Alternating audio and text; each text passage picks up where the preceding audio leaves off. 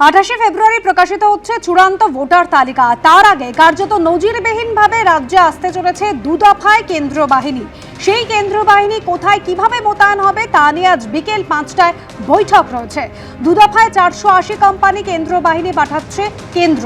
কোথায় কত বাহিনী থাকবে, কিভাবে মোতায়েন করা হবে তার পর্যালোচনা হবে আজ বিকেলে 5টার সময় বৈঠকে। আর এই নিয়ে রাজনৈতিক মহলে তরজাও কিন্তু তুঙ্গে। বিজেপির বক্তব্য, ভোট ঘোষণার আগেই রাজ্যে আসছে কেন্দ্র বাহিনী, তা কিন্তু লজ্জার। অন্যদিকে তৃণমূলের বক্তব্য, আগাম কেন্দ্র বাহিনী আসছে কারণ বিজেপি সাংগঠনিকভাবে দুর্বল, তা প্রমাণিত।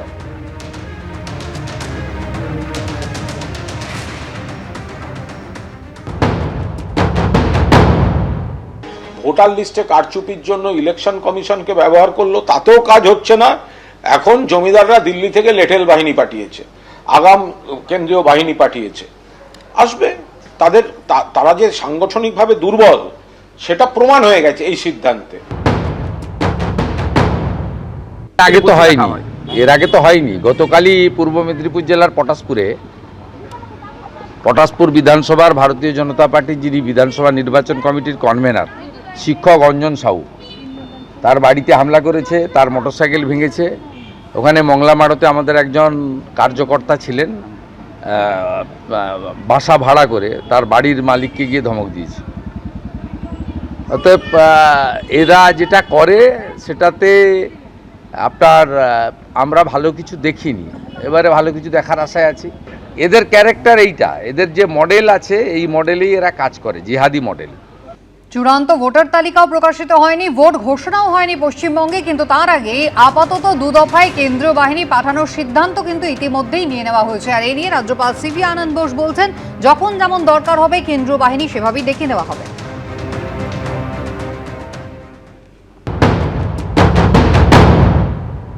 Is an essential process to ensure free and fair elections in the country.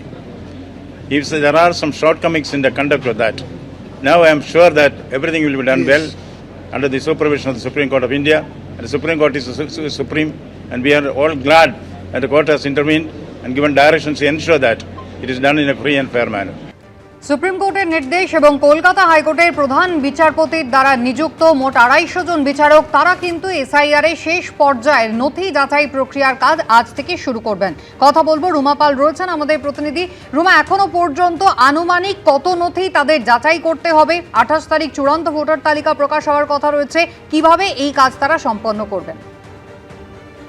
দেখো, শনিবার যেটা কমিশনের যে তথ্য দিয়েছিল সেটা 45 লক্ষের কথা বলা হয়েছিল। তবে জানানো হয়েছিল যে রবিবার এসি ওয়াইজ এবং ডিস্ট্রিক্ট ওয়াইজ লিস্ট অবশ্যই তারা দেবেন।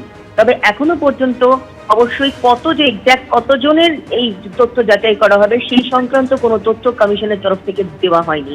অন্যদিকে জানিয়ে রাখি, আজ থেকেই কিন্তু নথি যাচাইয়ের কাজ শুরু করবেন হাইকোর্টের নিযুক্ত বিচারকরা, এবং সেক্ষেত্রে রবিবারে আমরা দেখেছি ভার্চুয়াল বৈঠক হয়েছে, অন্যান্য বৈঠক হয়েছে। সেক্ষেত্রে দায়িত্বপ্রাপ্ত বিচারকদের তালিকা তাদেরকে দেওয়া হবে, এবং কমিশনের তরফ থেকে চাওয়া হয়েছিল প্রতি বিধানসভা কেন্দ্র অনুযায়ী কিন্তু যাতে জুডিশিয়াল অফিসার থাকে 294, কিন্তু যা হাইকোর্টের তরফ থেকে জানানো হয়েছে সেটা হচ্ছে প্রায় 250 জনের মতো বিচারক দেওয়া সম্ভব হচ্ছে এখনো পর্যন্ত যেটা খবর। সেক্ষেত্রে আজকে থেকে তারা কাজ শুরু করবেন, এবং প্রশিক্ষণ এবং বৈঠক সমস্ত কিছু হয়েছে, কিন্তু সেক্ষেত্রে লগ ইনের বিষয় রয়েছে। কমিশন তাদের লগ ইন দেবেন, এবং সেক্ষেত্রে লগ ইনে ওটিপি থাকবে।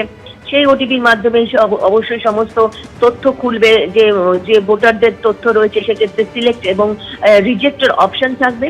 আজকে থেকে কাজ শুরু হবে, এবং আজকে যেহেতু প্রথম দিন, কতটা কাজ এগোবে বা কতটা ডকুমেন্ট অবশ্যই সেটা যাচাই করা সম্ভব হবে কমিশন সেটা জানাবে। তবে এখনো পর্যন্ত এসি ওয়াইজ বা ডিস্ট্রিক্ট ওয়াইজ কতজনের এই তালিকায় যুক্ত হচ্ছে সেটা কিন্তু কমিশনের তরফ থেকে দেওয়া হয়নি।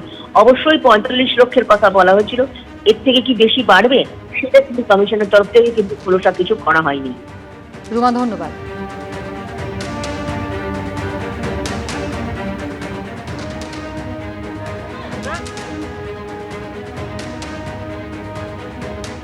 ওনারা ওয়ার্কআউট করছেন যে কতজন জুডিশিয়াল অফিসার ওনারা স্পেয়ার করতে পারবেন। আর স্যার, যে 45 লাখ কালকে যেটা ছিল সেটা কি বাড়লো? এটা বলতে পারবো না, এটা আমার কাছে ছিল না, আমি তো এখানে মিটিং করছিলাম। এখানে যে মিটিংটা হলো কালকে, কি ওনারা কাজ শুরু করতে পারবে না? তো হ্যাঁ, কাজ করতে পারবেন, শুরু করতে পারবেন। স্যার, কোনো পোর্টাল হচ্ছে ওনাদের জন্য আলাদা? হ্যাঁ, পোর্টাল তৈরি হচ্ছে। এত ডিটেলস এখানে আমি জানি না। আমি এখানে ওনাদের পোর্টাল রেডি হয়ে যাবে, ওনারা কালকে থেকে কাজ শুরু করে দিতে পারবেন। ওনাদের জন্য যে প্রশিক্ষণের ব্যবস্থা সেটা কালকে সকালে করা হবে। বিধানসভা ভিত্তিক অফিসার কি আদৌ পাচ্ছেন আপনারা, বা জুডিশিয়াল অফিসার যেটা আপনারা? ওনারা বলছেন দিতে পারবেন। সুপ্রিম কোর্টের নির্দেশ আর ভোটারদের নথি যাচাই কিন্তু আজই শুরু করবেন মাননীয় বিচারকরা। লগ ইন আইডি ক্রিয়েট করা হয়েছে। কমিশনের পোর্টালে নির্দিষ্ট জায়গায় নাম এবং ফোন নম্বর দিয়ে ওটিপি মিলবে এবং সেই ওটিপি দিয়ে লগ ইন করতে হবে জুডিশিয়াল অফিসারদের। সরাসরি মতামত জানিয়ে এরপর সিদ্ধান্ত নেবেন জুডিশিয়াল অফিসাররা। আজ থেকে সুপ্রিম কোর্টের নির্দেশে এই এসআইআর এর চূড়ান্ত নথি যাচাই পর্ব শুরু হতে চলেছে। আর এই নিয়ে রাজনৈতিক মহলে তরজাও তুলকে। বিজেপি এবং তৃণমূলের কি বক্তব্য শোনাবো পর্ব।